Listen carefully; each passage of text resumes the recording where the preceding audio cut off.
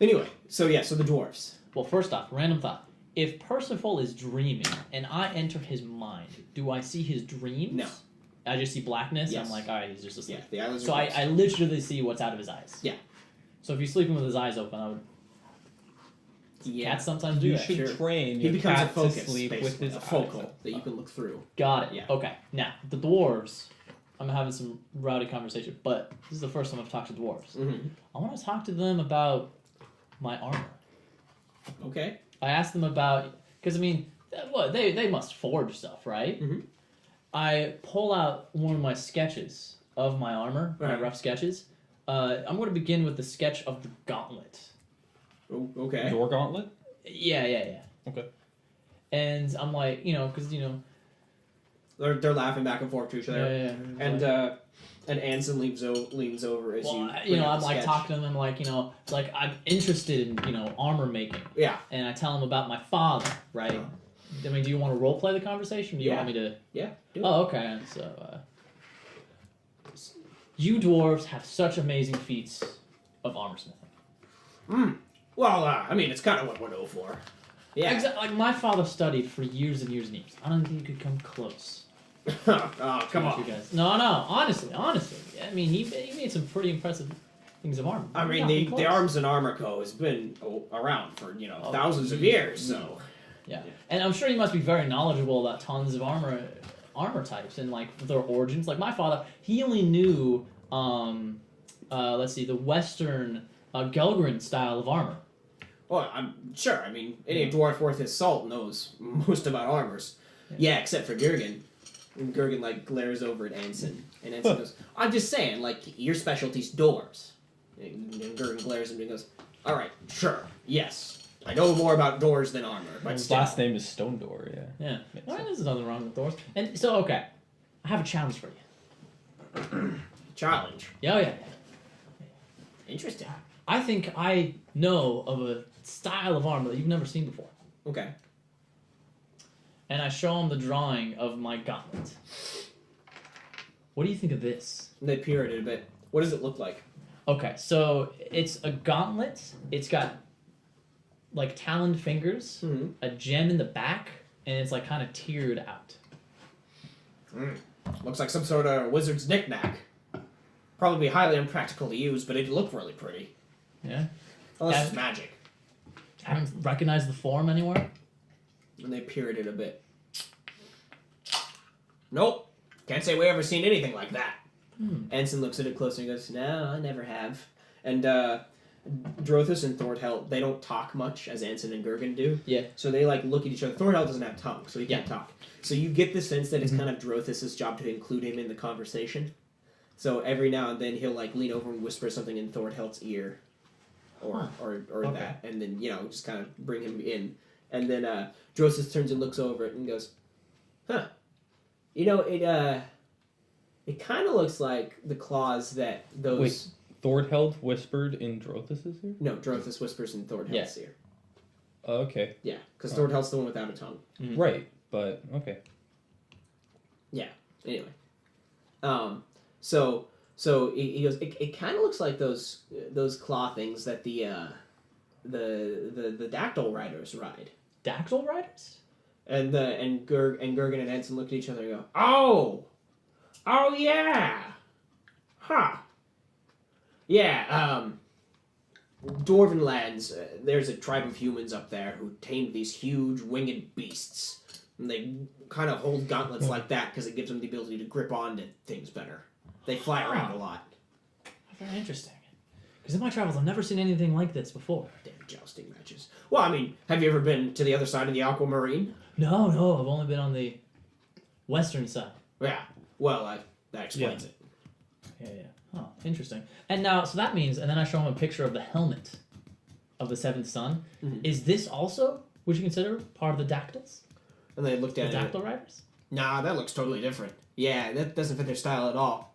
It looks pretty. I've just never seen a style of armor like that. Maybe it's too old for us to know. Huh. Well, There are a lot of old styles of armor that were decided to be impractical and rotted away with time. Oh, why all the interest? Oh, well, I mean, my father was an armor smith, and he specialized in the Gelgrin style of armor, which was popularized by the ancient adventurer Gelgrin. Yeah. And Yes. Simple. Yeah, not a lot of thrills, but effective. yeah, and this helmet and this gauntlet came into his hands one day, and I've always wondered, where did it come from? Because I've never seen anything like it before. I Very strange. can't rightly say. Maybe your father just had a burst of inspiration. He could have made these. I don't know. I didn't see him make them. Of course, I was out of the house a lot. You know how it is with being the youngest son. And I put him away. You're in charge of most of the family's land and monetary responsibilities? The youngest in the dwarven heritage? Oh, yeah. The oldest son's the one who goes off to war. Yeah. Oh, see, because in human traditions, or at least in Timbertown traditions, the oldest takes over the business, and the youngest must find their own way. Ah. And so I went off to join the clergy. So I studied it as a priest of Io. Wait, so you and No, Jovan? different religion. Oh, Jovan studies in Netro. doesn't that ever get awkward? I left the priesthood. Really? Yes. Why? Man, I've not thought of a good lie for this. Wasn't a good fit. Yeah, Like, is it shameful? Is it why you left the priesthood? It was a crazy I left cult. it to join a cult. I'm not saying that. That's Yeah, what I but- did. But Oh, I don't want to admit I got it to wrong dwarves that I left priesthood to join. can't you just say I found a different religion? Oh. It didn't fit right. They weren't quite as scholarly as I had wanted, and they focused too much on the outward, not enough on the inward. All right. Yeah. It's only enough helping others that I couldn't stand it and needed to help myself to something. I mean, sure. I mean, we believe in Uragath, so Oh, interesting. There we go. I guess to each his own. Mm-hmm. And as you guys are talking, suddenly there's a roar from the other end of the bar, and you notice that the barbarian had gone, "I don't care!" and just grabs the underside of his table and flips it up and flips it over, flipping the mug and stuff. See, I knew this was gonna happen. Backs away from the table. who backs away? Artok. 'cause he So was he's been with them. sitting there talking with him Yeah. the whole time. Oh, right. And Alright. Artok kind of gets his hand up in like a calming motion and tries to chill him out and stuff. And the barbarian shakes his hair back and forth, just like, wisp it all over the place. It's like, I can't see. Okay. And he pulls it out of his face and he goes, Artok, I don't care. I don't care how much you're gonna pay me. I don't care what you think the job was worth to you. It's not worth it to me. I've lost too much already. And then he turns around from Artok and goes stomping out of the bar. All right. Like Slams the we've door like behind him. stood up and Yeah. like grabbed our hilts or whatever. Yeah.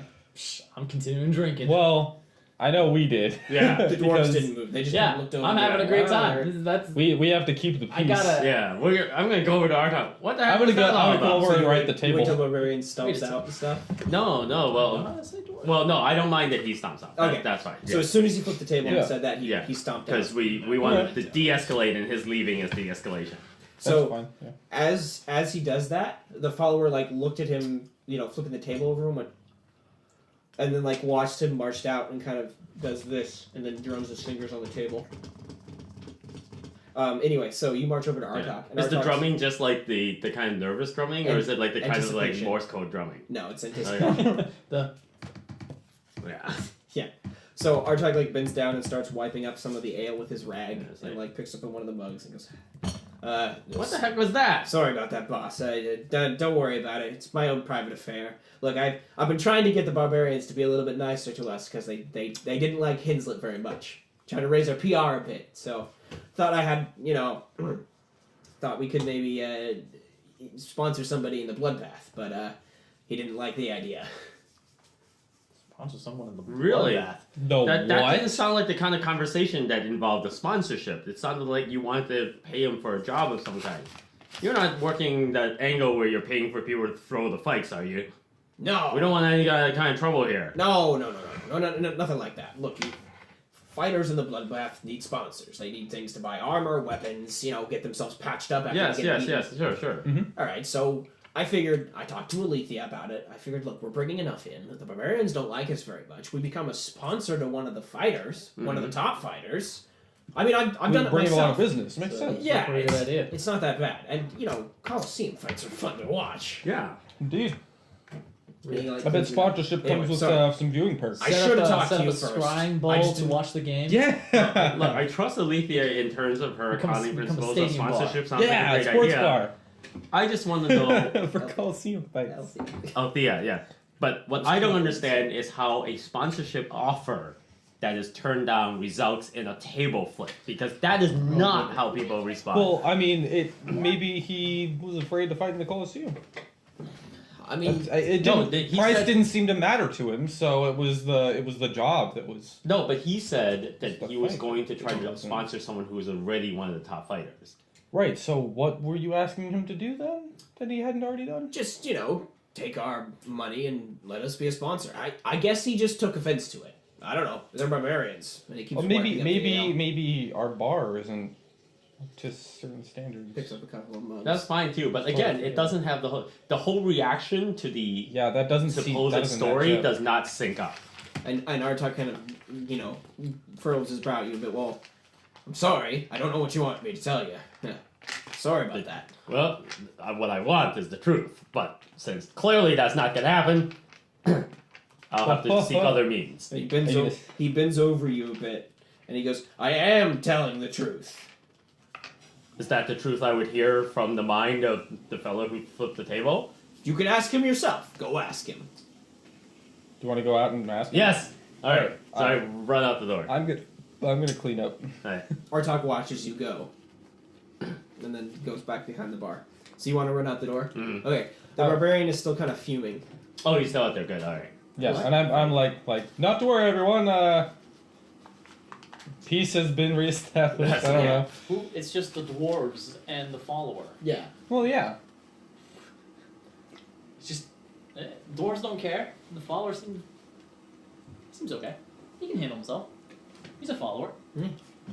Anyway, so the I do a barbarian's bit of outside juggling, fuming, and you right, can calm tell that everyone. he's so angry that he's like punching a wall. With frustration. This is the barbarian. Oh, this is The our barbarian outside. no, this is the barbarian. barbarian. Who stormed out. Oh. This is like, Yeah, he went to go talk. oh, Yeah. okay. So I go over there. I stand close enough to not be like too much in his space, but it's like, I'm so sorry for that. I don't know what Artak said to you, but whatever it was, it must have really upset you. I'm the owner of this bar now. If there's anything we can make it right, I don't know what he said to offend you so much. And he goes back to he punches the wall a couple more times and goes, it's not. I like it. I gotta paint it though. The Dullahan is a bad place. Really, is there anything we can do to help make it better for you? No. It's a scary place. We don't like it in our neighborhood. Oh, The curse door. the ghosts and things. What? The shadows that sometimes you might see at night. Yes. Yeah, we've seen those too. I didn't know about them when I took over, but Henslet didn't have much time to explain these things to me, so I've been trying to make do with what we had. You're the new owner? Yes. What happened to the elf? He had to go very quickly, and I've been a friend of his for a long time. He handed me the keys and said, for now, it's yours. And, he didn't say if he was ever coming back, so until then, I've been trying to make do. So I've been trying to, maybe change things up, meet the people, find out what we can do to do things better. You should close the bar. That would make us all happy. That's the one thing I cannot do. If Henslet comes back and the bar's gone, I feel like I'm just a bad friend. Even you must understand that. This is my first time out. I don't want to be the kind of person who like ends a business and have it like it's like, oh, sorry, I burned it to the ground while you were away. Yeah. Sorry, I closed your bar that you trusted me If with. there was anything else I could do, I just that made a could fix judgment it. call. Like I've been working on trying to meet some people and maybe like figure out what the shadows are all about. Maybe find a way to get rid of them. Hire an exorcist, old priest, young priest, that whole thing. He grumbles a bit and goes, "It doesn't matter. Barbarians tried everything when that damn elf moved into the neighborhood. He wouldn't leave. Stuck around. Really? Said it was his place to own." Really? So even when he first came, he would not leave that particular location. And he nods. Huh. We want him out of there for a long time. And the very fact that Artog would suggest that I'd become the figure of that thing. Oh, no, I understand. Just to So- be even a representation of the Duolong. We had no Huffs. idea, but I do have to ask, what was here before the bar? Why was it always such a, is this like the ancient like burial grounds for like your ancestors or something? No. When the elf came, he brought something bad. Before him, it was just ground. Huh. Interesting. And the barbarian straightens up a bit and he goes, "I'm going home." And he turns around and saunters off down the alley. Wait, hang on. Before you go, can I at least give you a few pints for the road as an apology for having offended you in such a way? Just give me a moment, and I'll run in and I'll like bring a small cask out for him to take home with him. All right, so you run back out Yeah, with the cask. yeah. And he looks down and he looks at you. Please, nervously. I'm so sorry. I had no idea. I would never have allowed this to have happened had I known. And he slowly reaches over to take it from you. And you notice that the animal skin that he's wearing, that they usually all wear, Right. it was like, some of them wear it as ceremonial dress, and that's a different animal skin, but Right. usually all of them wear like some kind of animal cloth. Right. And you notice that it smells very pungent, and he like leans over and like takes it from you. Right. And the smell of salt, I guess it doesn't matter to Dadriel, but the smell Yeah. assaults you. And he like takes it and he goes, "Close the bar. Thanks for the ale." And he swings it back and goes walking off down the alleyway. All right. We're the pub o freebies. Yeah. Well, so first of all, I come back in I like it. and I will approach Artok He's cleaning the bar. and go, "Well, See? What'd I tell you? yeah, I guess you were right. I had no idea. Did you know that the barbarians think this bar is cursed and they hate this place?" Well, I mean, I knew they were always kind of sour about it being in the area. Yeah, I did too, but I always thought it was just because they didn't like this being in their territory. But they think the place is haunted. They apparently, as long as Hensley's been That's here. just. Are they talking about the freaky door in the back? Yeah. That's The one just that you- elven. Look, Henslet's got that all under control. See, that's just it. The barbarians don't believe it. Apparently, as long as Henslet's been here, they've been trying to get him to move, and they've tried everything, and Henslet never allowed. It's not like anything bad has ever happened. They just have stupid. It's a stupid superstition. Well, It's time they were cured of it. I overhear. I'm Sure. gonna come over. Hmm. So, Artok, what do you know about this door? I thought you didn't really know anything about it. I look. Henslet just mentioned it, not in the letter. I've known about it for a little while. It's Henslet's door. You know, it's elvish business. You don't question elves' don't. business. So this is all Henslet's then. Yeah. Or what's How do you know him, by the way? How did you two get together initially? You're not one of his old companions? I told you he was the one who taught me how to barkeep. Yeah, has but he always been a wizard? All elves are wizards, remember? Oh yeah. Duh. Well, no. well, yeah. I thought there might be more to the story because I mean, Henslet also taught me this business, but at the same time, before this, I was a man on the streets, So I thought maybe there might be some history there that gave you some insight because, to be perfectly honest, you're pretty sanguine about the door.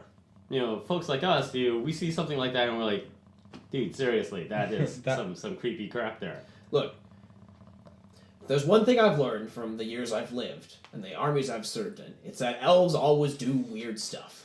Every elf you meet is doing something weird and freaky. Oh, sure. It doesn't Goes matter how without cool saying. they are. Goes without So- saying. True. Henslet's Absolutely no true. exception. And you let it go and you let them be and everything's okay. Yep. I gotta go peel potatoes. And he All turns around and walks into the kitchen. You know what? So he didn't mention the door in his leaving, which means No. he must be expected to hold up just fine in his absence. Sure. But Alright. Probably. You guys do remember that one morning you woke up and it said "feed me" on the floor, right? That Althea was asked you to scrub off. Oh, yeah. Yeah. Yeah, that's right. What? I forgot about that. It's probably so Was here's it the deal. Percival? Was it Percival? As that's far Was as- it? Was I sleepwalking, munching again? Anyway, So, number one, I'm hoping that it's just not a really gigantic man-eating pitcher plant. But secondly, It's Jumanji in there. I will use this example or this opportunity to also, because every time I can be distracted, that's one less drink with the doors I have to take. So I can still fulfill my social obligations, but not do the whole ridiculous get drunk thing. By the way, I do want to point out that just like in real life, I am always the designated driver guy. Because I may be a 14-year-old, but I'm responsible and mature for my age. Makes sense. All right, so, I'm getting wasted with the dwarves. so I'm gonna walk. all right. Since this has come up again, I'm gonna walk over to the door and stand there and like look it over again. Like, what's going on with you? Why do you keep coming up in our conversations? It's the same kind of door you had before. It's got the sign you guys hung up. Said "Scary monster, don't go in." Or I forget what it said exactly. It Yeah. said, "Don't." Yeah, just don't. Yeah, and Don't then be a in hero. small lettering at the bottom it's like, it's not keeping you out, it's keeping something in. We That's want what you people guys to said. know so that people don't go, oh, there must be treasure. It's a heavy oaken door, Mm-hmm. and it's got symbols all around it. Right. You know, runes that have seen disappear before when the shadow was in the bar, but of course they've since reformed. There doesn't seem to be anything else particular about it. Now, the door, it doesn't have a keyhole, right? No. And Oh wait, we saw. you know how modern day doors, you see how modern day doors have that thing where you can't look in the edges because it closes to a rim? Right. Olden time doors didn't have that. Yeah, So, you could look through You want cracks. to Yeah. peer through the crack? yeah, are there cracks in this or is it Yeah. built differently? There's cracks. Oh, there are. Okay. Well, I was wondering if our talk is like, don't mess with elvish stuff. When we came in late at night, we assumed he was messing with the door at the Yeah. time. Well, Do we- I thought do I we- knew that do we- or he was are we stealing changing? drink from us. He claimed to be scraping food off the wall. Yes. Which seemed really, really unusual. Weird to do in the dark. Yes. We also don't know whether or not Artok isn't just possessed. That, like, because he works there all the time, like, the spirit behind the door, like, takes over. That's entirely possible. He only works here in the evenings. Like, he's gone by morning most times. Yeah. But Yeah. evening is when the scary stuff happens. Yeah. Sure. Or, as they said in episode 8 of The Librarians, it's like, why is it always midnight? Who writes these things? Why is midnight so important? It's like, so anyway. Yeah, so I'm gonna, like, peer through the cracks and say, what's going on there? Okay. Beyond the cracks of the Hey door, there. all you can see is darkness. Like, Well, you aren't like holding up an equivalent of a flashlight into the door? No, not yet. Well, it's daytime right now, so, Torch, like, there's candle. ambient light. Well, I mean, Well, I look like a Chandler. Wow. It's like- all you can see is darkness beyond the door, just like nothing. And then you peer deeper in, and you're just like, just barely. And then you think you see the barest flit of this tiny red light, just flitting about really quick. And then in the flick of that, you see that there's a shimmer, and there seems to be just the briefest hint of something gold. Oh, Just a but moving. No, just like a Just red the light, light. flits, and then in the red light glow, you can see just this briefest hint of like something golden, Oh. like it glimmers a bit. Hey! Hey, hello? Is anyone in there? And then it's dark for a moment, and then suddenly the darkness in front of you just goes, and this huge red eye orb opens up in front of you, Hey! and goes, yeah, and roars at you, and you're scared back away from the door. roars like Yeah. we hear? Yeah, but just like a, It's like, dude, hey, are you okay in there? Do you Wow. need Do anything? you require my assistance, Oh, demon? man. there's no response. Doing the accurate, horror movie things where like all 13, 14-year-olds are so easily possessed by demons. It's like, it's my friend. Yeah. Hey, It's my possess invisible me. friend. It's my friend who has like a mouth, like 7 mouths that when he opens them, cockroaches Dude, fall he out. says he's cool. He says he's cool though. He says Yeah. he's my Like, it's that no- I can't trust anyone. It's not weird. And that my parents hate me. That was He's the my first friend. thing he said. He said, don't worry, I'm cool. And I said, yeah. If he wasn't cool, he wouldn't have said that. Fucking, he had 7 mouths. Of course he's cool. Yeah, right? Can you imagine how much ice cream Yeah. you could eat? I know. All the uncool demons have only 6 months. That's right.